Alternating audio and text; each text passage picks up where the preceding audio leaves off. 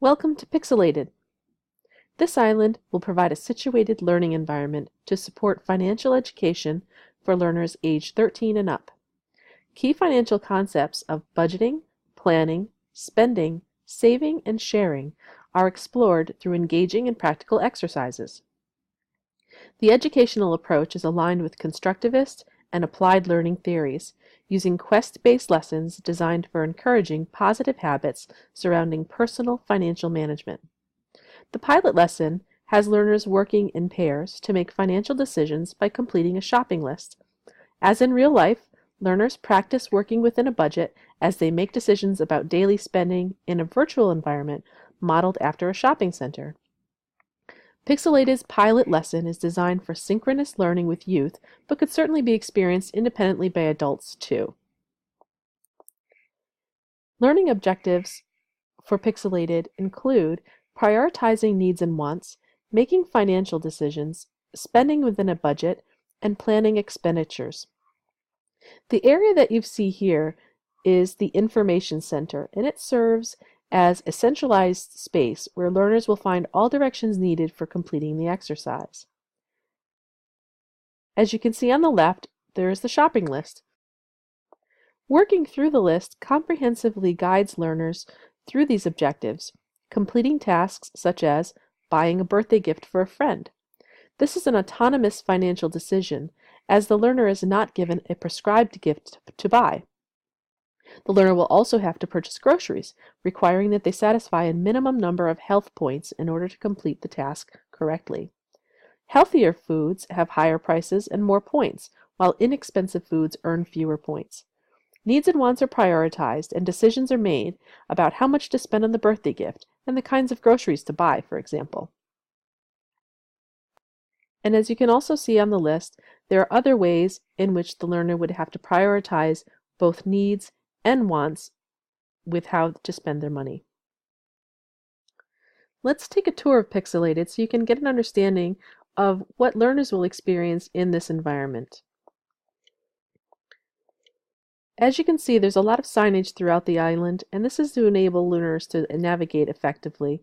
You can see that the grocery store is labeled from the rooftop, as well as the other locations that are key spots to visit on the island. Let's zoom on down here and see what we can find in the grocery store.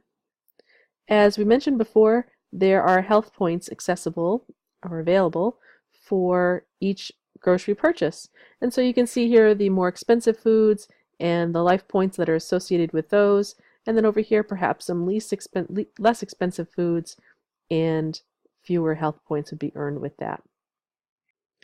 Here you'll see the food court. Learners are faced with making financial decisions here as well as they decide what items to purchase for their lunch, which is part of the shopping list. You can see the pathways marked with colored spaces, and the island comes equipped with these markers that show learners where certain elements are located. So the green dots would lead you to the information center. As you can see, it leads into the central portion of the island. If they're approaching from this side, they would see the black circle, which leads them to the restroom, and the multicolored leads to the food court. There are also elements on the island that provide learners with the opportunity to spend money in ways that are not necessary, and that's part of the autonomy built into the lesson. So we might decide to have some popcorn here. In addition to the grocery store, we are building a department store, and this will be built in phase 2.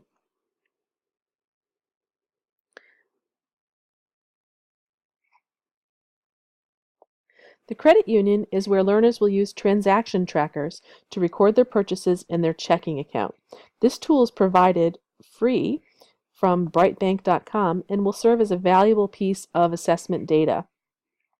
You can see that inside the credit union there is plenty of signage throughout to facilitate navigation and to simplify directions so that learners do not face unnecessary frustration and can focus instead on enjoying the experience. This is an interactive space in which the learner can literally log in to a simulated bank account. And again, these logins are found on the back wall. Learners would be given their own login for their group, and this helps with facilitating assessment later on.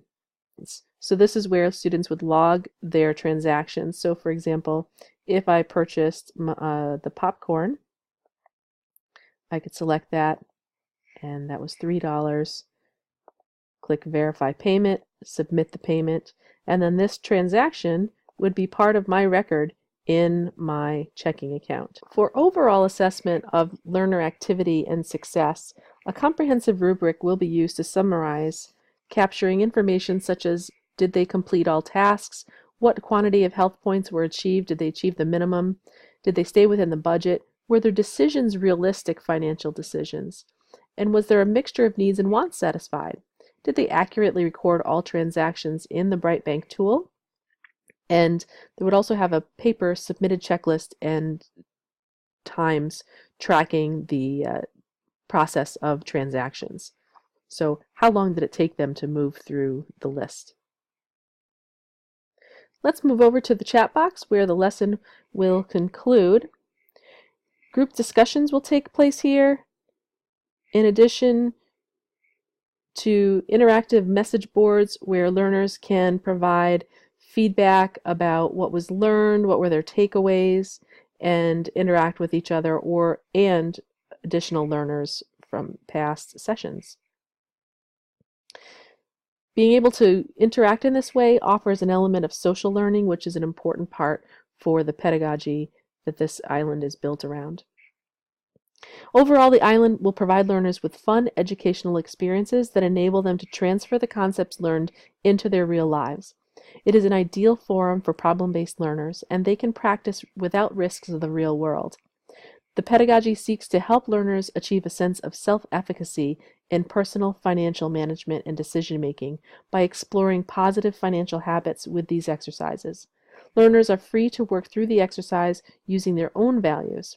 Some may spend the entire budget while others conserve, largely based on past experiences, but this could be an indicator of what they anticipate for their future.